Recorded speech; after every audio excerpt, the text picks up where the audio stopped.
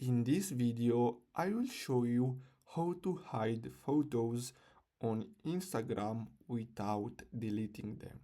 So the process is very easy. So what you're gonna have to do is simply go to your profile and then simply select the photo that you want to hide. So simply tap on it and then you're gonna have to simply tap on these three dots, and then the next step is to simply tap on archive.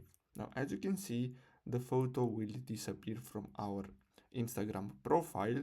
Now, if you want to see the photo or if you want to get the photo back, what you're gonna have to do is simply tap on these three horizontal lines, and then you're gonna have to simply tap on archive again, and here you're gonna find the photo. So simply tap on it, and then you're gonna have to tap on this icon, or you can simply tap on these three dots and you should see this show on profile button. So simply tap on it, and basically that's it. Now if we go back, we can see the photo right here. So I really hope you found this video helpful. Don't forget to like and subscribe. Thanks for watching.